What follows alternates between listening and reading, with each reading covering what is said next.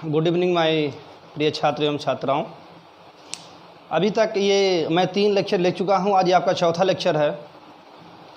मैंने आपसे कहा था कि मैं अटेंडम किसी भी बच्चे के पास फ़ोन करके मैं पूछ सकता हूँ मैंने जो पढ़ाया था। आज मैंने 2-3 बच्चों के पास बताया कि कुछ बच्चे थे शाहजहाँपुर के बच्चे थे। मैंने फ़ोन किया और पूछा, वो बच्चे बता नहीं पाए। थोड़ा मुझे अच्छा नहीं लगा। मैं पढ़ता हूँ, ये आप लोग की जिम्मेदारी होती है कि बेटा आप लोग भी पढ़ो रूम पे इसे, ठीक है। और हर चीज़ बाकायदा आप लिख लिख के पढ़ो, वो आपके काम का है, क्योंकि बाबू परीक्षा का समय बहुत ज़्यादा दिन अब नहीं बचा है। थोड़ा आइए हम लोग आज देखते हैं लेक्चर 4 के बारे में। इसमें हम लोग आज पढ़ेंगे लवक के बारे में, ठीक। किसके बारे में हम लोग पढ़ेंगे? लवक के बारे में, ठीक। ध्यान देना, ये जो बाबू लवक होता है ये पौधों में पाया जाता है। किसमें पाया जाता है? पौधों में पाया जाता है। पहली खास बात ये हो गई कि लवक किस में पाया जाएगा? पौधों में पाया जाएगा। दूसरी खास बात, ये जो लवक होता है इसके बारे में किसने बताया था? हेकल ने बताया था। किसने बताया था? हेकल ने बताया था। किसके बारे में? लवक के बारे में। एग्जाम में क्वेश्चन पूछा गया है कि लवक के बारे में किसने बताया था? हेकल ने बताया था। किसने बताया था? हेकल ने।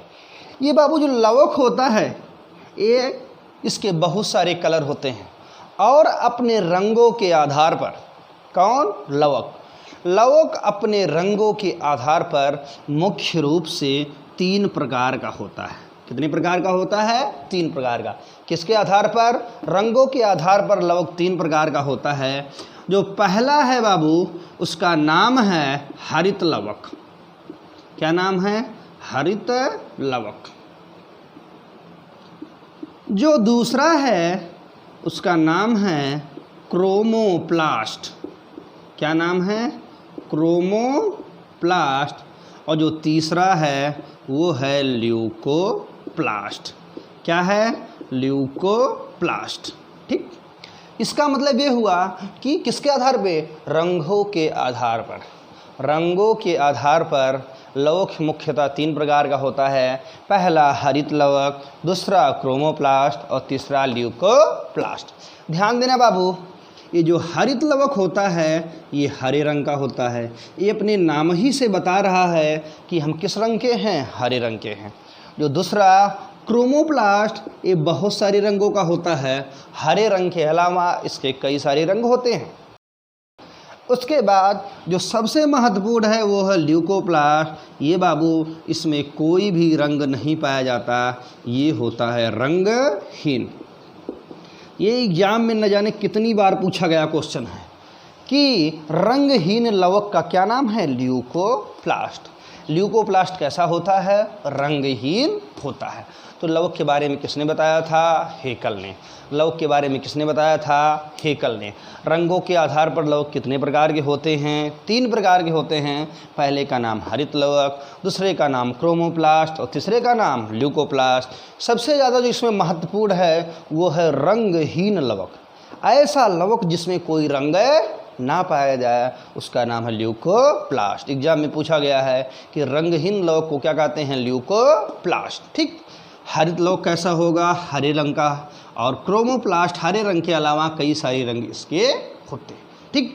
इसके बाद हम लोग डिटेल पढ़ेंगे किसके बारे में? हरित लवक के बारे में। हम लोग डिटेल किसके बारे में पढ़ेंगे? हरित लवक के बारे में।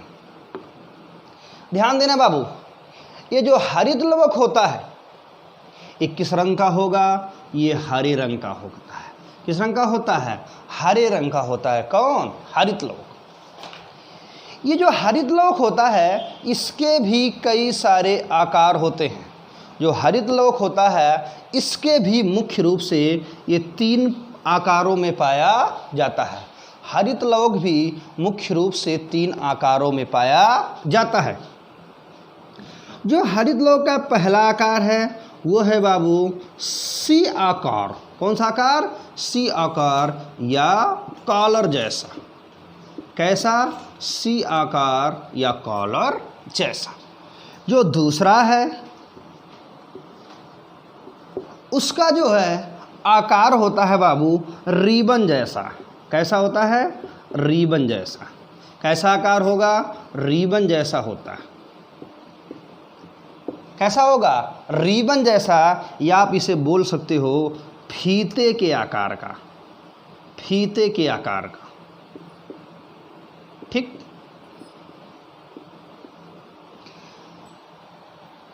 मेन तो आज तक एग्जाम में रिबन ही पूछा गया, तो आप रिबन ही रखोगे याद कि रिबन जैसा लवक। ठीक, और जो तीसरा होता है उसका आकार कप जैसा होता है। कैसा होता है, कप जैसा। कैसा होता है, कप जैसा या प्याले। ध्यान देना बाबू, एक हरित लवक कितने प्रकार के होते हैं, 3 प्रकार के होते हैं। किसके आधार पर, आकार के आधार पर। पहला कैसा हुआ, सी आकार का। कैसा हुआ बाबू, सी आकार का या कॉलर जैसा। जैसे गले में कॉलर है मेरी, ये सी आकार की है, ये किसमें होगा, यूलोथ्रिक्स में। एग्जाम में पूछा गया है कि सी आकार का या कॉलर जैसा हरित लवक कहाँ पाया जाता है, यूलोथ्रिक्स में। फिर पूछा जाता है रिबन जैसा कहाँ होता है, स्पाइरोगाइरा में। फिर क्वेश्चन पूछा जाता है कप जैसा या प्याले जैसा कहाँ होता है, क्लेमाइडोमोनास में। ये 3 बाबू पूछे गए हैं आकार के आधार पर, बहुत ही ज़्यादा महत्वपूर्ण हैं। जब हम लोग थोड़ा पीछे देखेंगे तो लवक के बारे में हेकल ने बताया था।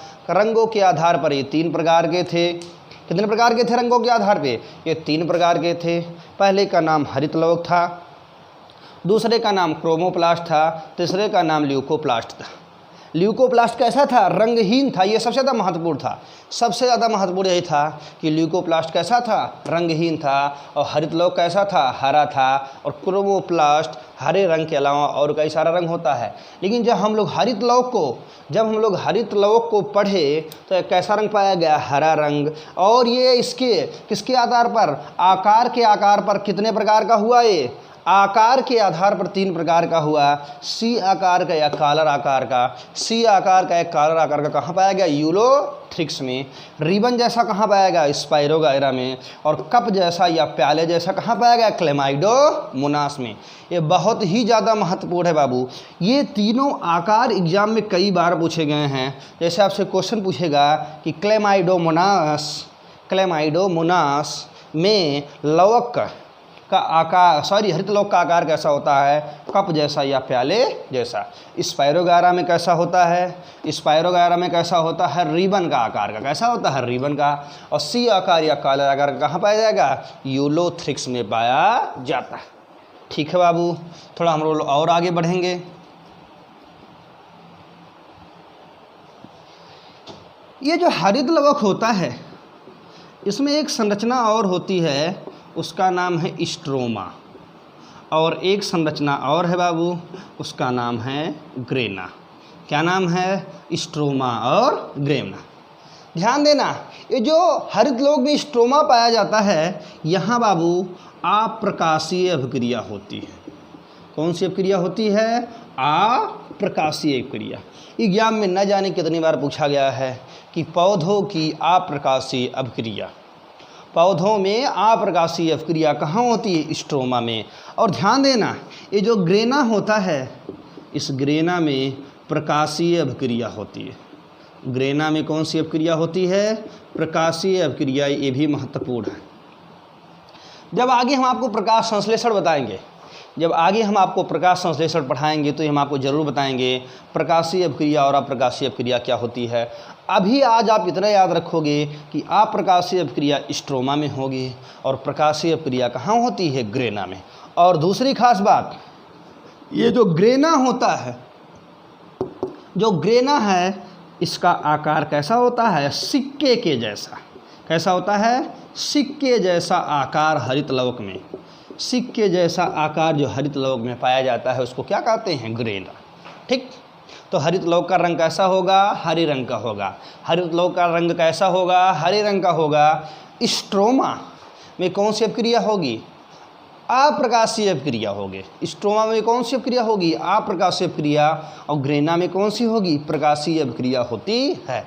और ग्रेना का आकार कैसा होता है, सिक्के जैसा। कैसा होता है, सिक्के का आकार का होता है कौन, ग्रेना। ठीक, इसके बाद एक शब्द प्रयोग किया जाता है, क्वांटासोम। क्वांटासोम क्या प्रयोग किया जाता है, क्वांटासोम। तो ध्यान देना बाबू, एग्जाम में पूछा गया है एक क्वांटासोम में 230 अणु होते हैं। कितने अणु होते हैं? एक क्वांटासोम में कितने अणु पाए जाएंगे? एक क्वांटासोम में क्लोरोफिल के या हरित लवक के कितने एक क्वांटासोम में 230 अणु होते हैं हरित लवक या क्लोरोफिल। ये पूछा जाता है कि एक क्वांटासोम में कितने अणु होंगे? 230। कितने अणु होंगे? 230 अणु पाए जाते हैं। ठीक।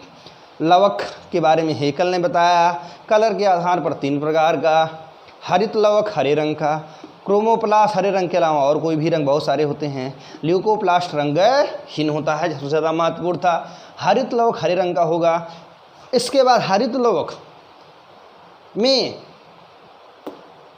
आकार के आधार पर 3 प्रकार का था, एक सी आकार का या कॉलर आकार का, एक कप जैसा या प्याले जैसा, और तीसरा था रिबन आकार का। ठीक।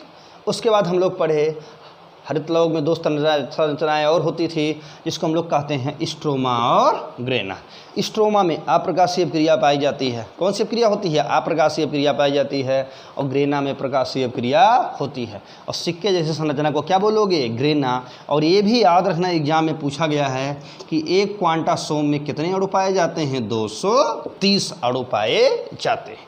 ठीक है बाबू, थोड़ा और आगे हम लोग बढ़ेंगे।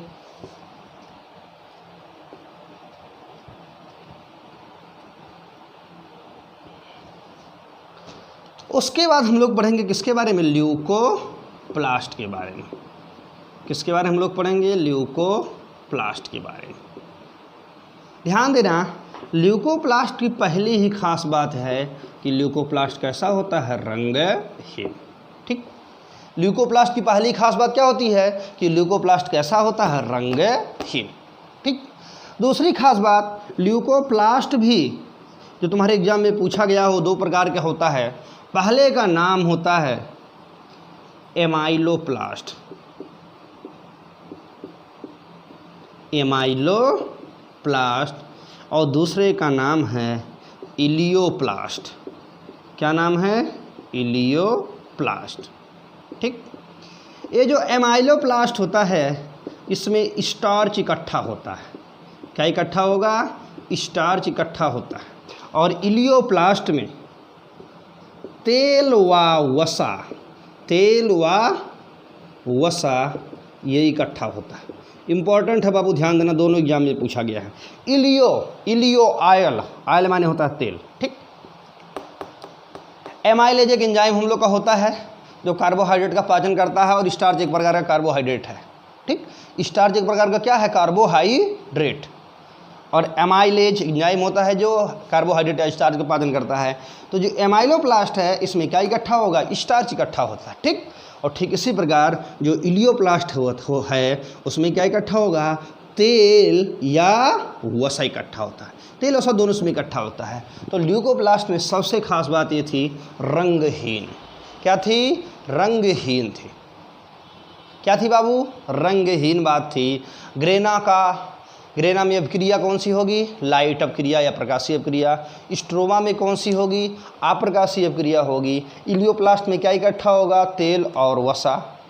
एमाइलोप्लास्ट में क्या इकट्ठा होगा? स्टार्च इकट्ठा होता है। क्या होता है? स्टार्च इकट्ठा होता है। ध्यान देना बाबू। उसके बाद थोड़ा हम लोग पिछले क्लास का रिवीजन कर लेंगे शुरू से। बायोलॉजी के पिता अरस्तु थे, जंतु विज्ञान के पिता अरस्तु थे, बॉटनी के पिता थियोफ्रस्टस थे। साइटोलॉजी में कोशिका का अध्ययन करते थे। जीवन की मूल इकाई या जीवन की सबसे छोटी इकाई कोशिका होती थी। ठीक। कोशिका सिद्धांत स्लाइडन और स्वान ने दिया, अमान्य हो गया, माना नहीं गया, न कि इन्होंने बता नहीं पाया नई कोशिका बनती कैसे है। बताया किसने? रुडोल्फ वर्चू ने। ओमनी सल्ला ई सल्ला, या किसी भी कोशिका की उत्पत्ति उसके पूर्वज वाली कोशिका से होती है। ठीक। जीवन की सबसे छोटी इकाई या जीवन की मूल इकाई कोशिका होती है। वर्गीकरण की सबसे छोटी या सबसे मूल इकाई जाति होती है। और वंशागत की सबसे छोटी या मूल इकाई क्या होती है? जीन होती है। ठीक। उसके बाद रॉबर्ट ब्राउन ने नाभिक के बारे में बताया था। ठीक। पौधे जंतु में उसके बाद हम लोग अंतर पढ़े थे। जो पौधा होता है, कोशिका भित्त होगी, सेलुलोज की बनी होगी। जंतु में कोशिका भित्त नहीं होगी, सेलुलोज नहीं पाई जाएगी। ठीक। पौधों में हरित लवक होता है, प्रकाश संश्लेषण करेगा। जंतु में प्रकाश संश्लेषण नहीं होता क्योंकि हरित लवक नहीं पाया जाता है। फिर हम लोग पढ़े थे राइबोसोम के बारे में। राइबोसोम को पैलाडेनिक हो जाता है, ठीक, और इसे प्रोटीन की फैक्ट्री कहते हैं। यहाँ प्रोटीन का निर्माण होता है, इसके ऊपर कोई भी झिल्ली नहीं पाई जाती थी, ठीक। फिर हम लोग अंतःप्रदप जलिका के बारे में पढ़े। अंतःप्रदप जलिका को पोर्टर और क्लाइड ने खोजा था। ये दो प्रकार की होती थी, RER, SER। RER पर प्रोटीन बनेगा, SER पर लिपिड बनेगा, ठीक। उसके बाद गाल्जिका आती थी। गाल्जिका को कमलिनो गाल्गी ने खोजा था और ये एक्ट्रोसोम, शुक्राणु का एक्ट्रोसोम और कोश के पट्ट का निर्माण करती थी, ठीक। उसके बाद आता था लाइसोसोम। मैंने बताया था लाइसोसोम को डी डूबे ने खोजा था, और डी डूबे ऐसा लगता है ले डूबे, मतलब उसमें पाचन एंजाइम या हाइड्रोलिटिक एंजाइम पाया जाता था और इसको सुसाइडल बैग या आत्मघाती थैला कहा जाता था। इसके बाद आता था पराक्सीसोम। क्या आता था? पराक्सीसोम। पराक्सीसोम के बारे में टालबर्ट ने बताया था, और इसमें एक अपक्रिया होती है जिसका नाम होता है पराक्सीशोषण। एक वेस्टफुल अपक्रिया जो C3 पौधों में पाई जाती है। यही कारण है कि C3 C4 की अपेक्षा खराब माने जाते हैं, ठीक। उसके बाद हम लोग बात किए थे क्रोमोसोम या गुणसूत्र के बारे में, वाल्डेयर ने बताया था, ठीक। और सेंट्रोमेयर के आधार पर 3 प्रकार का था, एक्रोसेंट्रिक, मेटासेंट्रिक, टीलोसेंट्रिक। जब सेंट्रोमियर बीच में हो मेटासेंट्रिक, एक्रोसेंट्रिक जब सेंट्रोमियर छोर से दूर और केंद्र की तरफ हो, और टीलोसेंट्रिक में क्या होता है? जब सेंट्रोमियर एकदम किनारे हो गुण सूत्र के। उसके बाद हम लोग पढ़े अनुवांशिक पदार्थ 2 प्रकार के, DNA और RNA। DNA और RNA। DNA का द्विगुणित मॉडल वाटसन और क्रिक ने दिया था 1953 में। DNA का द्विगुणित मॉडल वाटसन और क्रिक ने दिया था 1953 में। DNA में थायमिन होगा, RNA में यूरेसिल होगा, या DNA में थायमिन पाया जाएगा, RNA में यूरेसिल होगा। DNA में यूरेसिल नहीं होगा, RNA में थायमिन नहीं होगा। E और T के बीच 2 बंध होता है, G और C के बीच 3 बंध होता है। E और T के बीच 2 बंध होते हैं, वो हाइड्रोजन बंध होते हैं। G और C के बीच 3 बंध होते हैं, वो भी हाइड्रोजन बंध पाए जाते हैं। संदेशवाहक RNA mRNA होता था, घुलनशील RNA को sRNA कहा जाता था। DNA से DNA बनने को डुप्लीकेशन या रेप्लिकेशन कहते थे, और DNA से RNA बनने को ट्रांसक्रिप्शन कहते थे, RNA से प्रोटीन बनने को ट्रांसलेशन कहते थे। और कभी कभी RNA से DNA बन जाता था, यानी रिवर्स हो जाता था, तो उसको रिवर्स ट्रांसक्रिप्शन कहा जाता था। ये बीसाड़ में पाया जाता था। किसमें पाया जाता था? बीसाड़ में पाया जाता था।